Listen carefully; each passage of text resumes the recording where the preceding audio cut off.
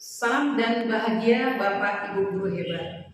Perkenalkan, nama saya Nektina Baban, guru SMA Negeri 3 Medan, CGP Angkatan ke-7 dari Kota Medan.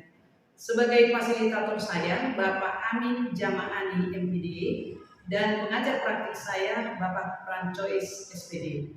Pada kesempatan kali ini, saya akan melakukan praktik supervisi akademik dengan paradigma berpikir coaching, dan pada kali ini saya akan melakukan kegiatan supervisi akademik yaitu praobservasi bersama rekan saya Ibu Natalia Simanmata.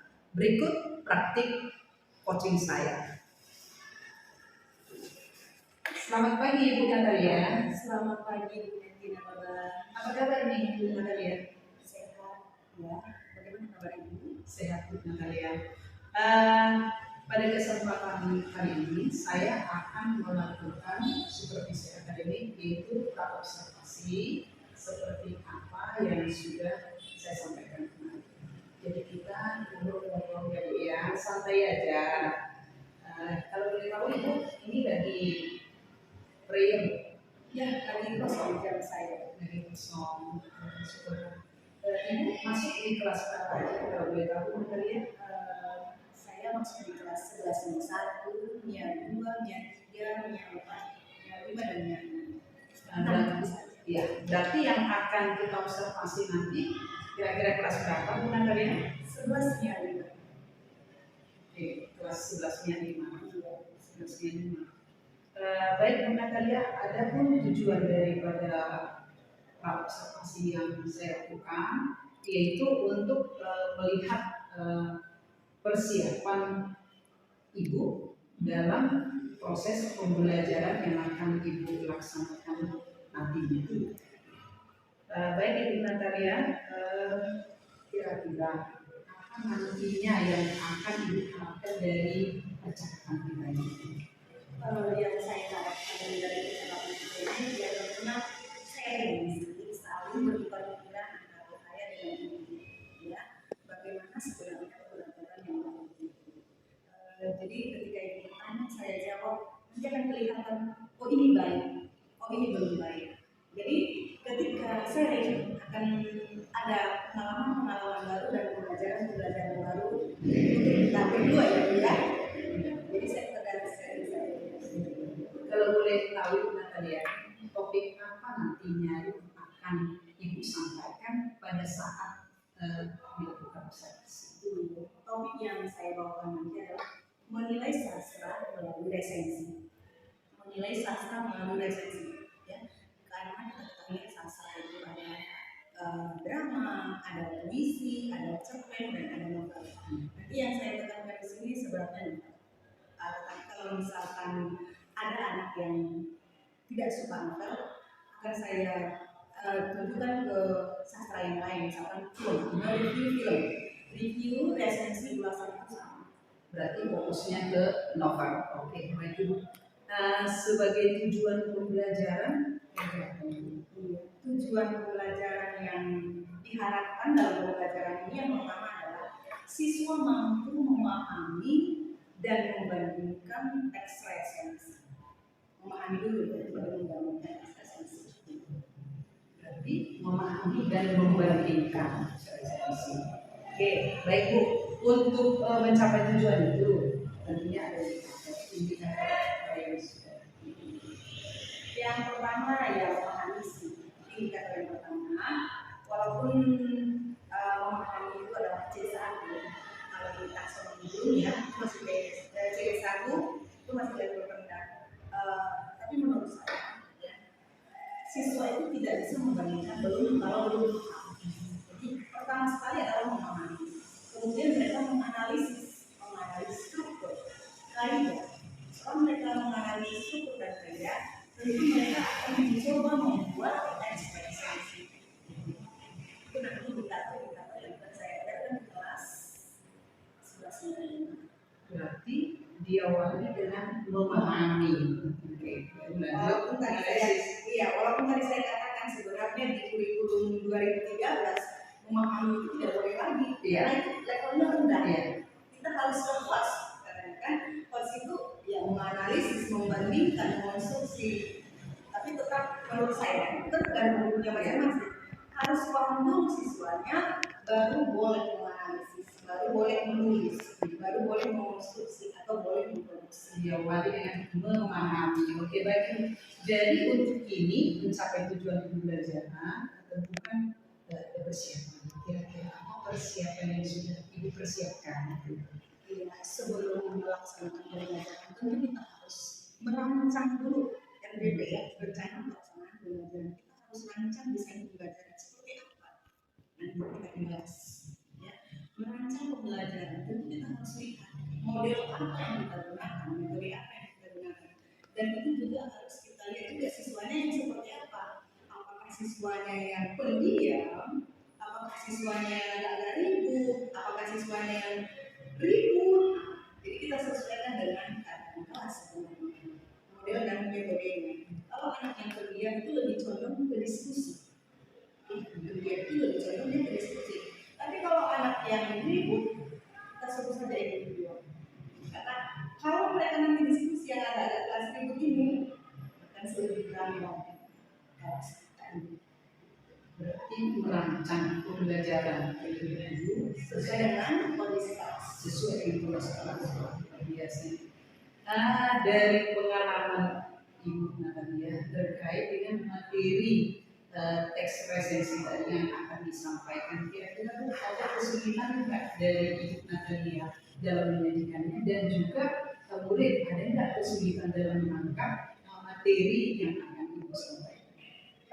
Sebenarnya kesulitan dalam pembelajaran bahasa Indonesia tidak begitu banyak, ya. Walaupun saya lihat, saya perhatikan motivasi anak dalam belajar bahasa Indonesia itu masih mungkin menurut mereka itu adalah bahasa Indonesia itu sudah mereka lakukan sehari-hari sehingga tidak perlu dipelajari. Padahal cakupan dari belajar bahasa Indonesia itu banyak, ya. Tidak hanya belajar misalnya tentang teks, tidak hanya belajar membuat kalimat, tidak hanya belajar menulis, tidak. Jadi ada keterampilan yang perlu mereka pahami di sana. Menulis, berbicara, menulis dan membaca. Jadi saya melihat anak-anak itu lebih malas membaca.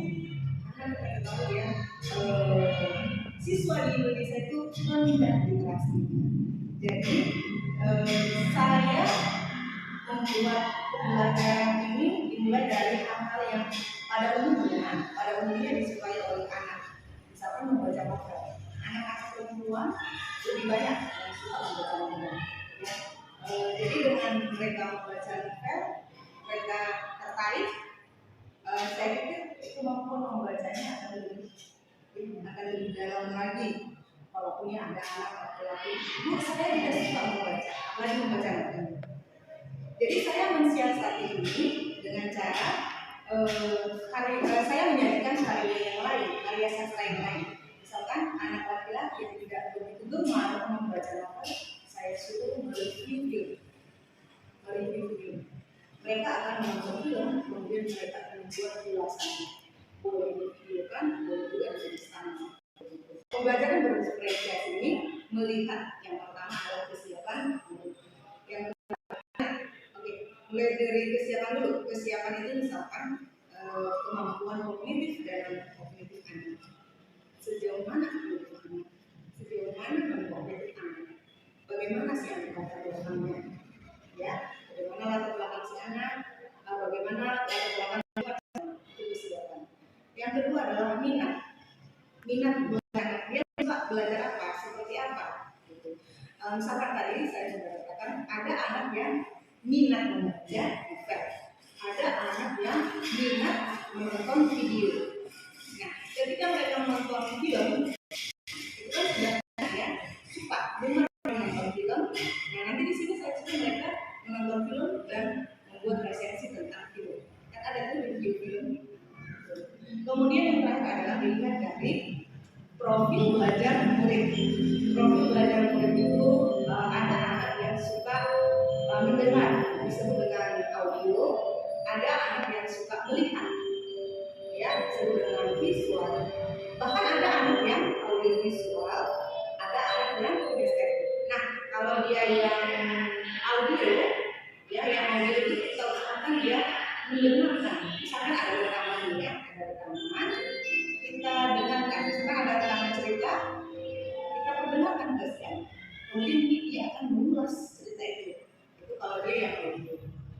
dia yang audio visual tentu kita visual aja, visual itu kita suruh membaca kan membaca juga. Kemudian ada anak yang kinestetik, dia lebih suka bergerak. Kita suruh saja dia setelah dibaca sedikit mungkin dia bercerita kembali di depan kelas. Dia kan suka tampil di kinestetik, suka bergerak. Jadi pertama saya terus memang melihat memperhatikan karakteristik muridnya, memahami kebutuhan murid supaya pembelajaran itu bermanfaat bagi dia dan tujuan pembelajaran itu tercapai dengan baik. Baik Ibu Natalia, wah luar biasa ya. Tadi udah membuat diferensiasi nih kalau saya ikuti tadi dari apa yang sudah Ibu sampaikan. Sedikit diferensiasi konten, diferensiasi proses, produk. Oke, baik Natalia, dari tadi ada saya dengar juga penyampaian Ibu Natalia, ada tadi anak yang gemar membaca. Nah, jadi kalau misalnya kita buat dalam level 1 sampai 10, kira-kira di antara murid ini kan ada sebagian tadi yang tidak gemar membaca. Kira-kira dari 1 sampai 10 ada di level berapa kira-kira itu? Kalau saya lihat berada di level 4 ya. Dia sebenarnya tidak gemar membaca novel. Karena menurut dia novel itu bukan bacaan anak-anak. Nah, kalau bacaan yang lain dia gemar. Levelnya itu 4. Level 4 ya. Jadi Ibu berharap level berapa? Saya berharap di level 8. Karena begini, kalau anak gemar membaca novel, gemar membaca cerpen, itu akan menambah kosakata, perbendaharaan katanya banyak. Kemudian dia akan mengalami secara tidak langsung akan mengalami permasalahan-permasalahan yang ada di dalam novel, permasalahan-permasalahan yang di dalam novel. Nah, dari permasalahan-permasalahan ini tentu akan dia hadapi di dalam kehidupan sehari-hari. Dari pengalaman-pengalaman ini tentu dia akan lebih bijak menyelesaikan masalahnya di kehidupan yang akan datang. Itu harapan saya. Berarti harapan juga kalian gemarlah anak ini membaca novel, karena di novel itu ada semua masalah dalam kehidupan sehari-hari sehingga dia bisa menyikapi kalau seandainya ada terjadi masalah dalam kehidupan sehari-hari dia yang ya. Iya. Kemudian terkait dengan saya tertarik dengan kebutuhan belajar murid tadi. Dalam melakukan ini strategi apa yang Ibu lakukan atau metode belajar apa yang Ibu lakukan? Metode belajar tetap ada. Tadi sudah saya katakan ada metode belajar itu problem based learning. Jadi pertama sekali saya akan melakukan kemudian akan ada tanya jawab, ya, akan ada tanya jawab. Setelah saya mengetahui kemampuan mereka, sebenarnya tidak langsung ya, itu juga akan memancing pengetahuan atau kognitif awal siswa. Ketika kita bertanya, apa yang kamu tahu? Apa yang kamu dengar? Coba jelaskan kembali apa yang kamu lihat. Itu akan memancing pengetahuan awal siswa. Jadi dia termasuk kesiapan dia, kesiapan siswa. Nah, setelah ada tanya jawab, saya akan mengelompokkan siswa itu antara 4 sampai 5 orang. Setelah saya kelompokkan mereka akan berdiskusi. Tapi tergantung ini ya, tergantung siswa kelasnya. Kalau kelasnya kelas yang ramai, 2 orang saja, berpasangan saja. Karena kalau berkelompok akan ribut nanti akan bantu saya. Jadi yang ada kelas yang agak ribut saya pun berpasangan saja. Jadi teman ini tak boleh berpasangan. Tergantung kelasnya ya. Jadi setelah mereka berpasangan, saya akan membagikan LKPD. Ya, saya akan membagikan LKPD. Setelah saya bagi LKPD, di dalam LKPD itu tentunya nanti akan ada masalah-masalah, ya masalah-masalah yang harus mereka kaji, ya harus mereka kaji dari media yang sudah saya sampaikan, dari bahan-bahan ajar yang sudah saya sampaikan. Jadi mereka akan menganalisis, misalkan menganalisis kaidah kebahasaan, teks ekstensi secara berpasangan atau menganalisis kaidah kebahasaan teks ekspresi, tentu saya sebagai guru harus membimbing mereka. Mereka boleh bertanya jawab, di mananya mereka yang tidak paham. Mereka boleh bertanya jawab ke saya atau ke sesama teman, bagian mana mereka yang kurang paham gitu. Nah, setelah selesai berkelompok atau berpasangan, saya akan menunjuk mereka untuk presentasi. Jadi ketika mereka presentasi, kelompok yang lain atau pasangan yang lain atau saya sendiri sebagai guru akan mengevaluasi mereka di mana yang kurang, ya, di mana yang tidak pas, gitu. Dan saya akan juga memberikan pujian jika mereka itu mempresentasikan dengan bagus. Tentu ada aplusnya buat mereka. Gitu. Nah, setelah itu nanti ada kesimpulan dari semua kira-kira Natalia, area pengembangan yang akan ibu capai kira-kira apa itu? Area pengembangan yang ingin saya capai yang memang terlebih dahulu saya sendiri ya. Sebagai guru saya harus selalu mengembangkan diri gitu. Tentu saya harus memiliki kompetensi sebagai guru profesional, kompetensi pedagogik, kompetensi profesional, kepribadian dan sosial itu harus saya seorang guru. Bagaimana saya memahami? Tentu saya harus mengikuti beberapa pelatihan, termasuklah tadi pelatihan bagaimana menerapkan pembelajaran berdiferensiasi di kelas. Karena memang belum 100% saya memahaminya. Jadi saya harus banyak mengikuti webinar atau pelatihan yang secara langsung, baik itu dari MDM, dinas ataupun dari. Kemudian yang saya harapkan bagi siswa adalah anak-anak ini mereka itu terampil berbahasa dengan baik, yang terampil berbahasa dengan baik, keterampilan menyimak yang bagus, keterampilan berbicara yang bagus, keterampilan menulisnya bagus, bukan hanya sekedar menulis ya, yang pasti dia bisa merangkai kata-kata menjadi sebuah karya, boleh dia karya sastra maupun karya ilmiah. Kemudian keterampilan membaca, mereka gemar membaca karena memang anak-anak Indonesia itu dalam hal literasi masih kurang. Jadi sebagai guru bahasa Indonesia kita harus bisa mengubah literasi anak yang belum bisa menjadi lebih baik lagi. Mengubah literasi, kemampuan literasi yang kurang menjadi lebih baik. Ya, berarti dari gemar lah ya jadi berkarya. Ya, jadi Natalia dalam area pengembangan tadi strategi yang dipersiapkan dengan itu. Strateginya tentu untuk saya tadi kan saya mengikuti pelatihan.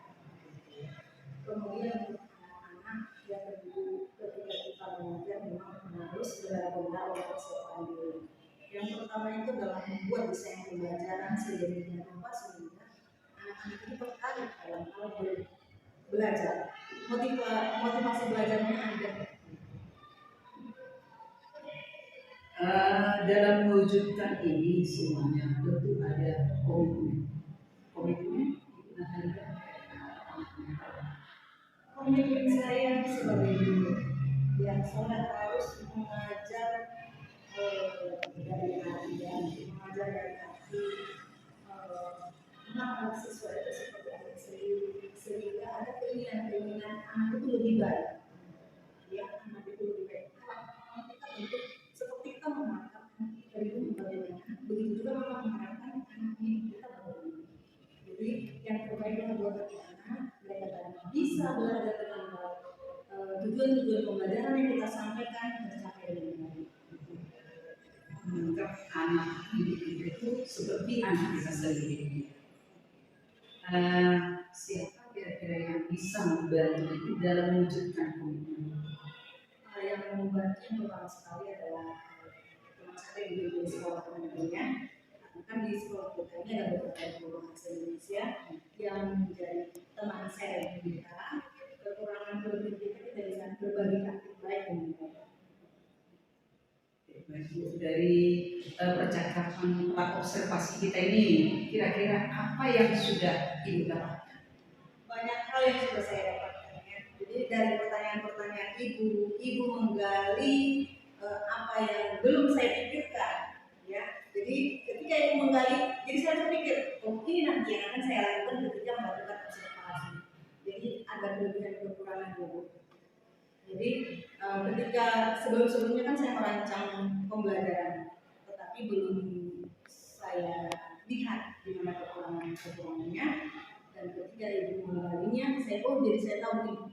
Jadi saya baiknya nanti melakukan pembelajaran yang seperti ini, pembelajaran yang berdiferensiasi misalnya, atau pembelajaran yang menggunakan model berbasis masalah. Baiklah Bu Natalia, terima kasih atas waktunya dalam praktik praobservasi ini. Semoga di kegiatan observasi nanti berjalan dengan lancar tanpa ada halangan.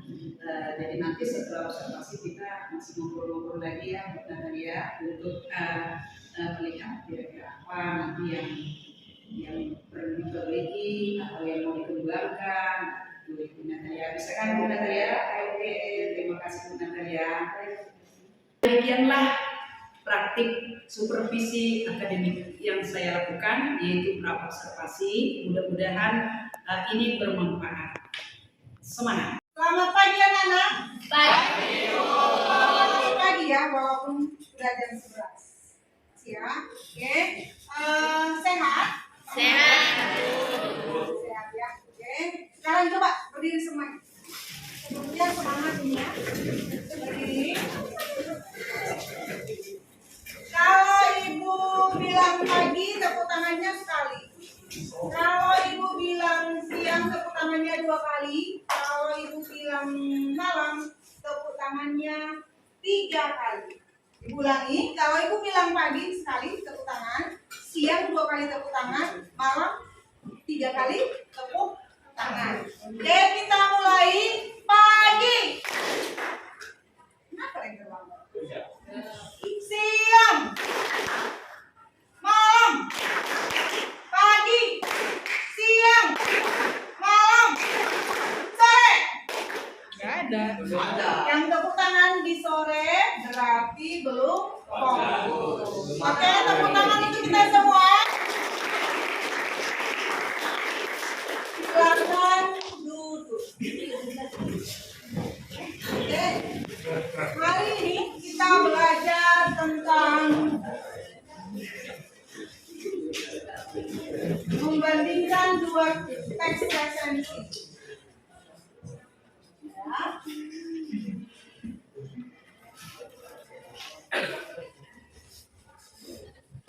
Membandingkan 2 teks resensi. Masih ingat dengan kata resensi? Oke, apa itu resensi? Siapa yang ingat? Apa itu resensi? Menganalisis. Angkat tangannya, biasakan angkat tangannya. Menganalisis, Bu. Menganalisis. Apa lagi yang lain? Penilaian terhadap suatu karya. Penilaian terhadap suatu Karya. karya. Ada lagi? Ya, Ulasan tentang kelemahan dan kelebihan. iya. Mengulas tentang kelemahan dan kelebihan suatu karya. Ya, oke. Itu dia pengertian dari resensi. Kemudian kamu sudah belajar juga apa itu struktur teks resensi kan? Apa saja struktur teks resensi? Yang pertama judul. Yang kedua Penerbit. identitas Buku. Identitas isinya judul buku, pengarang buku, penerbit, tahun terbit, apa lagi? Penerbit, jumlah halaman. Itu identitas buku. Yang kedua isinya pendahuluan. Apa isi pendahuluan? Iya, perkenalan pengarang. Kemudian setelah pendahuluan ada isi. Di dalam isi itu apa? Sinopsis dari cerita. Kemudian kelebihan dan kekurangan novel. Iya. Dan yang terakhir isinya adalah penutup. Apa isi penutup? Saran dari si peresensi. Dari si peresensi. Peresensi itu apa? Orang yang meresensi. Ya, orang yang meresensi. Oke, itu kamu sudah pelajari ya. Nah, hari ini kita belajar tentang membandingkan 2 teks resensi. Ya, bagaimana cara membandingkan dua teks resensi? Caranya adalah kamu membandingkan dengan cara melihat strukturnya dan melihat kaidah kebahasaannya. Nah, sekarang lihat bukumu halaman 226.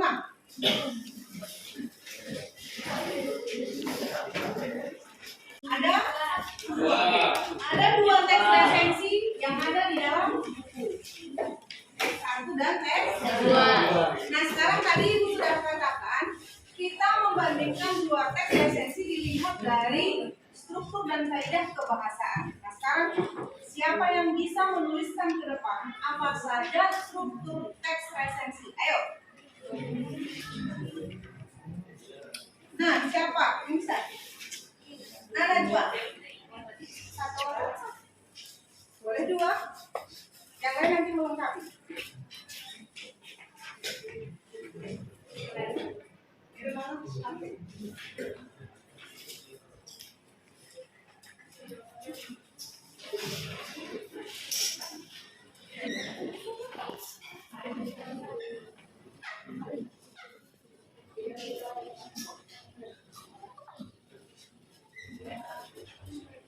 Struktur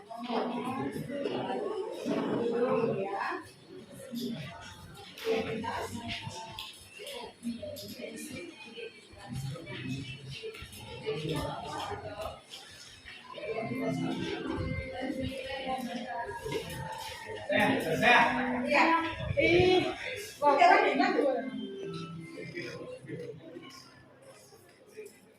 Tulis dulu judulnya struktur silakan di atas.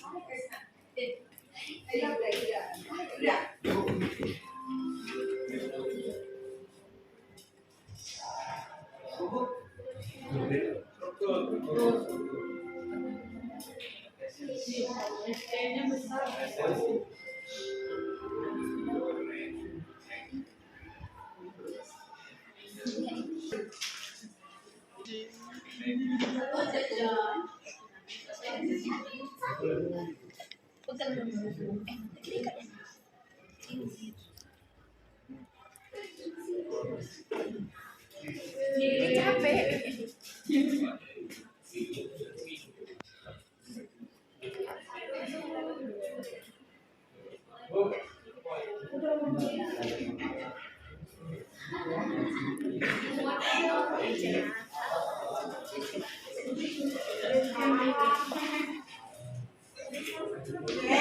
Itu dia struktur teks resensi. Kita lanjut kaidah pembahasan teks resensi. Siapa yang bisa?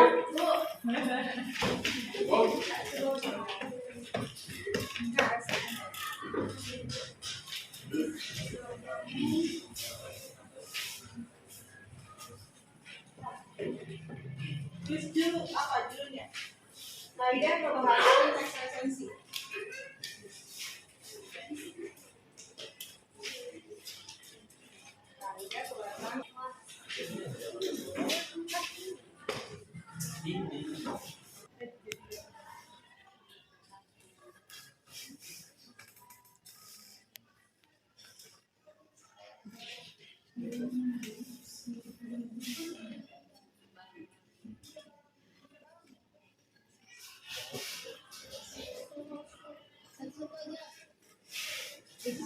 Yang bukannya konjungsi kausalitas. Kausalitas kan sebab akibat.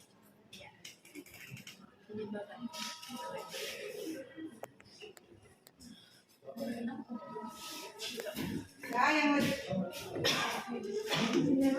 dekat-dekat saja ya.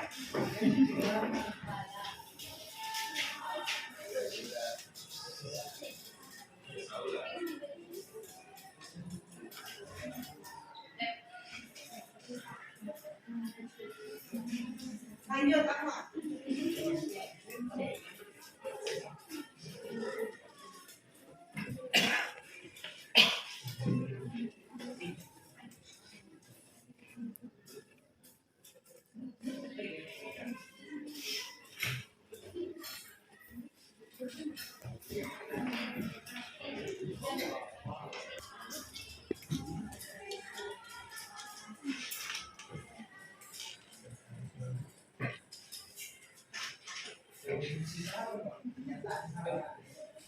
Ya, masih ada.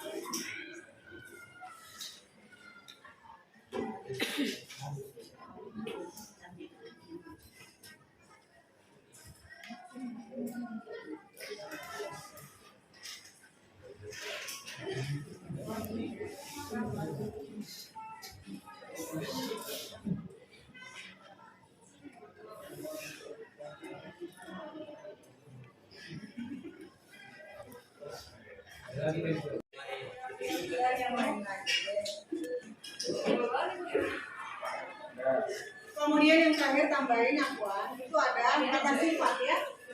Kata sifat. Nah, contohnya kira-kira apa Akuan kata sifat?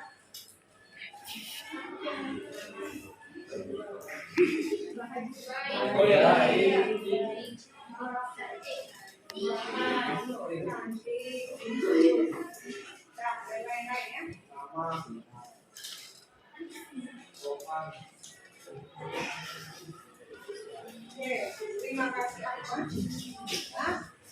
Nah, itu dia struktur teks resensi dan kaidah kebahasaan teks resensi. Ibu pikir kalian sudah paham ya, karena sebelumnya sudah Ibu ajarkan apa saja itu struktur teks resensi dan kaidah kebahasaan teks resensi. Ya, sekarang secara berpasangan kamu kerjakan halaman 226 sampai 229. Kamu bandingkan dua teks itu dengan cara melihat struktur teks resensinya. Yang pertama, yang kedua adalah menganalisis kaidah kebahasaan teks resensinya. Silakan Ibu tunggu. Setelah selesai nanti akan ada presentasi setiap pasangan. Silakan.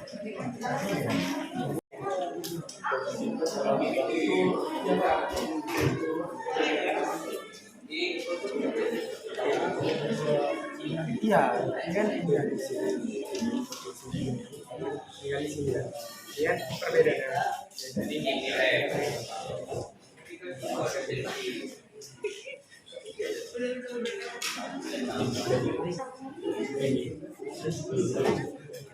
Ini nyempel yang detail jadi berabot ada jam.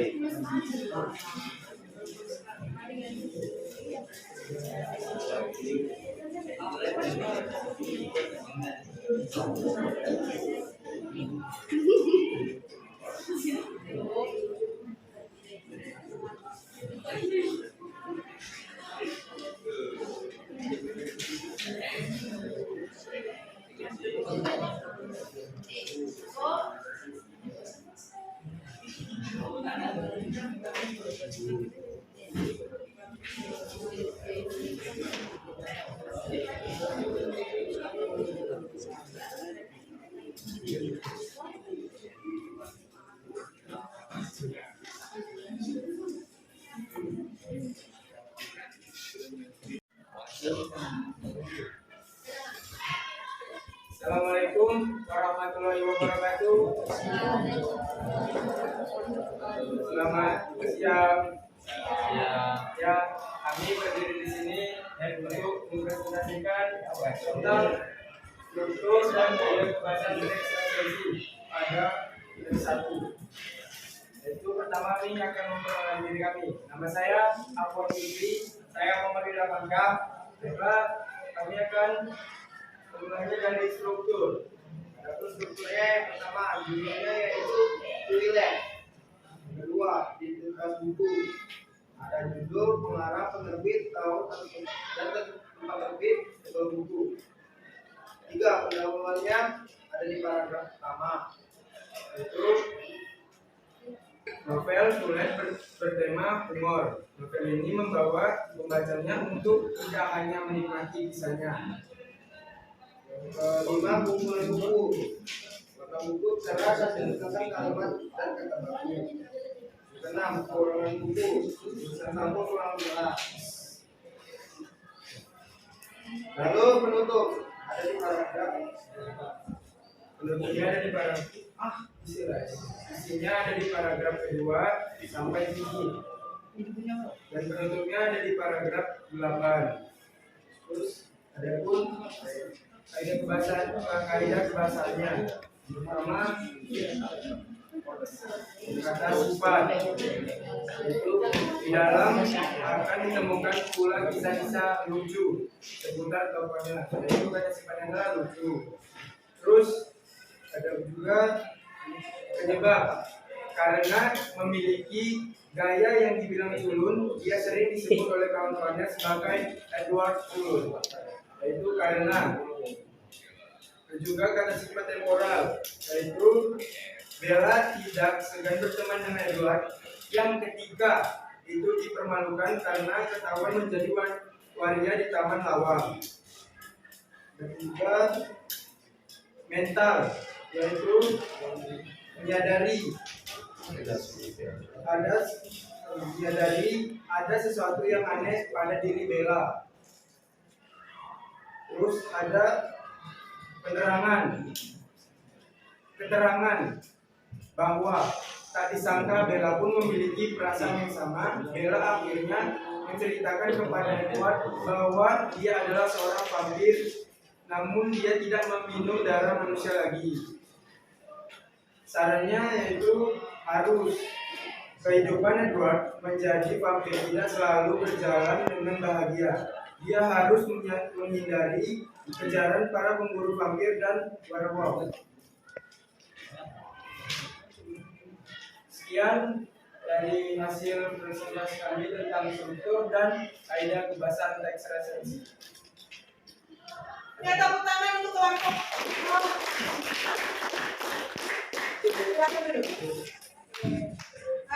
Karena waktu sudah habis selesai, jadi yang belum selesai pasangan yang lain kita lanjutkan pertemuan berikutnya. Ya, jadi pertemuan berikutnya tetap presentasi ke depan tentang membandingkan dua teks resensi. Ya, Ibu harap untuk pertemuan berikutnya sudah selesai semua. Oke, ada yang ingin bertanya? Ada yang ingin bertanya? Tidak ada paham ya mengenai struktur teks resensi, paham mengenai kaidah kebahasaan teks resensi, apalagi kalau sudah membandingkan dua teks, nanti akan lebih paham lagi. Oke, Ibu anggap selesai untuk hari ini. Terima kasih, tepuk tangan untuk kita semua.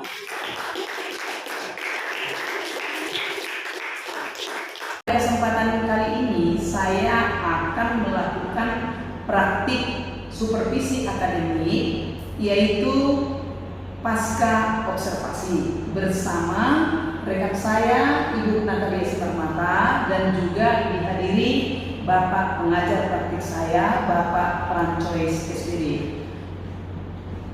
Berikut merupakan tahapan dari pasca observasi saya. Selamat siang Ibu Natalia. Selamat siang Bu Nadia. Apa kabar ini Ibu Natalia? Masih sehat. Sehat. Kita ngobrol-ngobrol nih ya. Iya, Ibu bagaimana Bu? Sehat. Jadi kita ngobrol-ngobrol dulu santai-santai aja. Iya. Nah, Ibu ini lagi masuk enggak nih? Tidak masuk ke jamnya, tidak masuk. Oh, tidak ada masuk ya. Berarti bisa kita ngobrol-ngobrol lagi ya. Iya. Oke. Baik Ibu Natalia. Kemarin kan Ibu sudah melaksanakan pembelajaran di kelas yang saya observasi. Jadi Bu Natalia, kita bicara-bicara dulu kira-kira bagaimana perasaan Ibu setelah melakukan observasi di kelas atau pembelajaran di kelas. Perasaan saya tentu ada groginya. Kenapa saya grogi? Karena Ibu ada di dalam. Ibu sebagai teman sejawat saya ada di dalam, saya harus mengajar, saya agak-agak grogi. Walaupun dengan demikian, tetap saya laksanakan tugas saya sebagai guru. Tapi kalau saya lihat kemarin nggak grogi, tetapnya saya lihat apa? Ada semangat. problemnya tapi bisa saya sembunyikan. Sembunyikan ya. Oh itulah hebat. Oke, baik Bu. Apakah di dalam proses pembelajaran yang Ibu laksanakan itu, apakah sudah sesuai dengan yang direncanakan sebelumnya di praobservasi? Di praobservasi ya. Kita kan sudah cerita-cerita di praobservasi ya. Saya sudah jelaskan topik yang akan saya bawakan, dimulai dari memahami teks resensi, kemudian membandingkan dua teks resensi, dan saya sudah membuat RPP-nya. Ada yang kurang di kesimpulan. Di akhirnya itu saya tidak begitu membuat kesimpulan ya. Saya memang menguatkan pembelajaran di akhir, tapi harusnya saya menyuruh siswa bagaimana pembelajaran kita hari ini, kesimpulannya bagaimana, apa yang kamu dapat itu sama saja. Tetapi saya lupa di sana.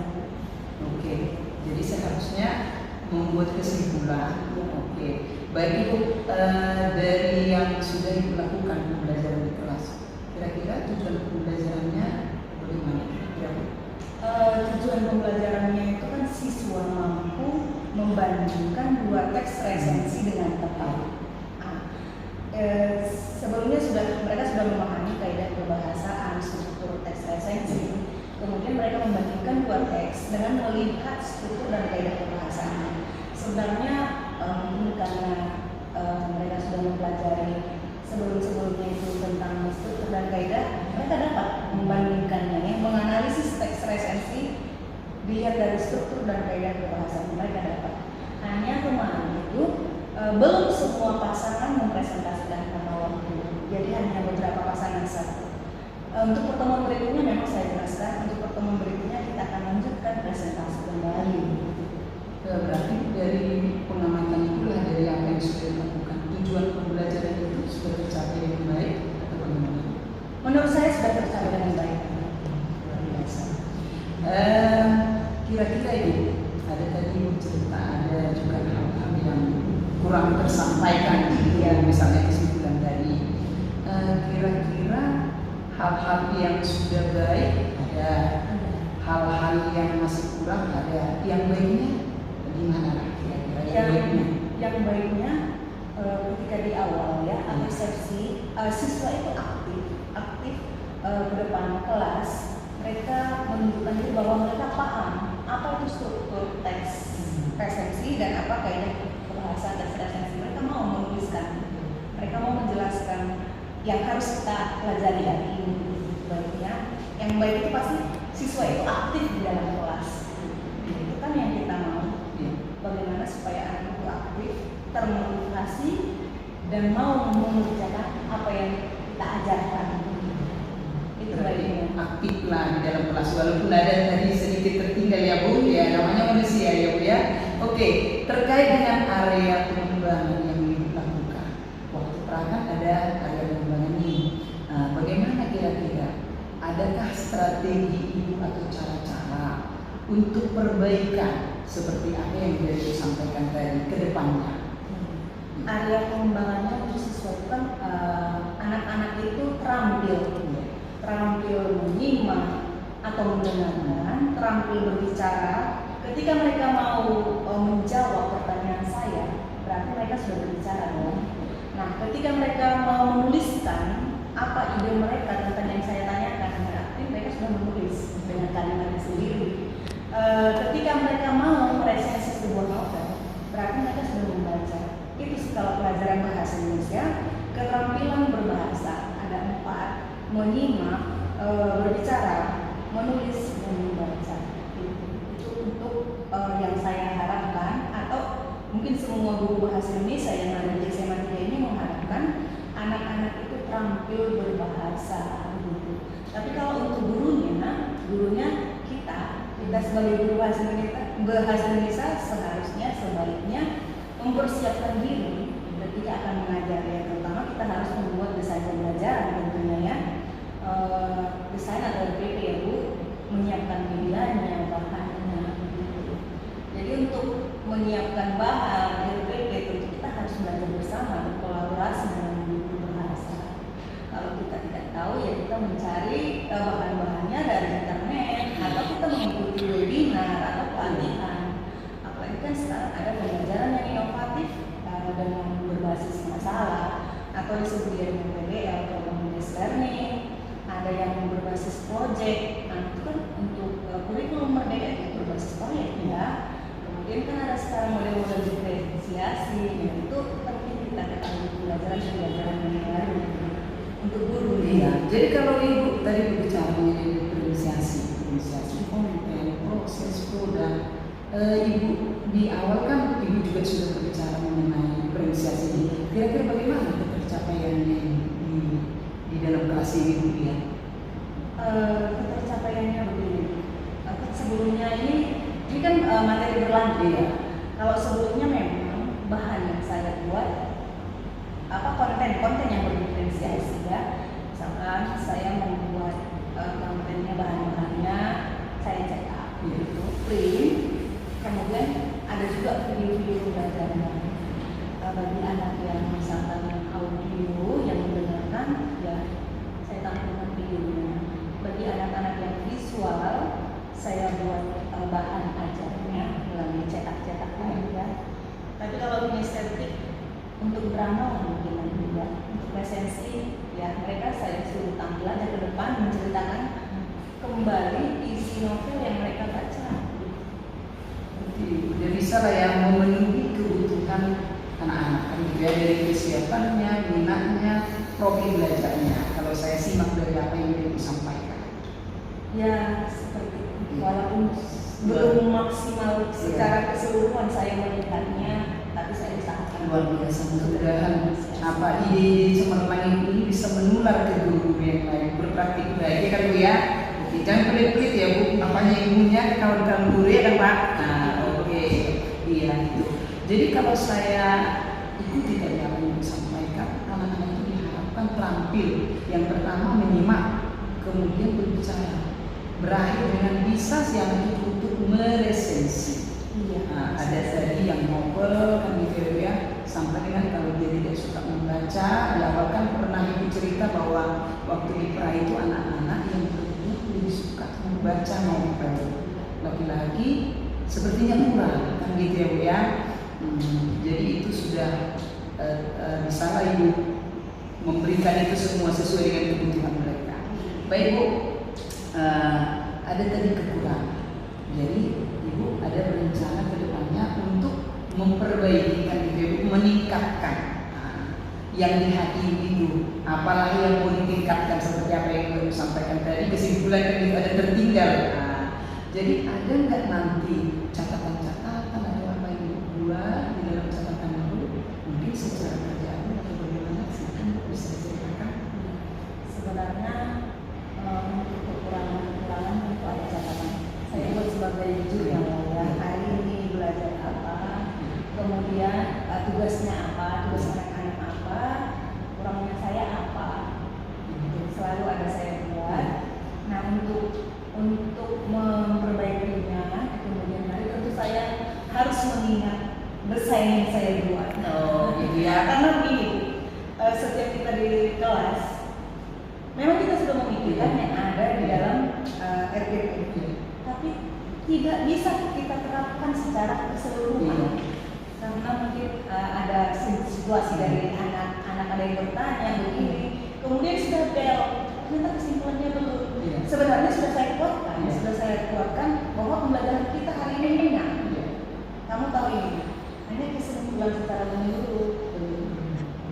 Jadi mungkin memanage waktu ya dengan RPP yang saya buat. Kemudian jangan terlalu lalai dengan anak-anak yang mau bertanya, bercerita gitu. Jadi harus ingat saya RPP yang saya buat itu. Dan berkolaborasi juga tadi dengan rekan-rekan khususnya satu MGI luar biasa. Jadi tadi Ibu sudah menyampaikan semua sampai strategi kan gitu ya, bagaimana untuk mengantisipasi atau melakukan perbaikan ke depannya. Kira-kira Ibu punya komitmen tidak untuk ini? Sebagai guru ya memang kita punya komitmen ya, dan tidak ada guru yang sempurna, pasti ada kekurangan dan kelebihan. Kita melihat kekurangan kita ada, kita harus menyikapi dengan cara memperbaiki diri, memperbaiki diri berarti kita harus belajar sepanjang hayat, ya. Jadi komitmen untuk mewujudkan komitmen itu tadi berarti perlu berkolaborasi.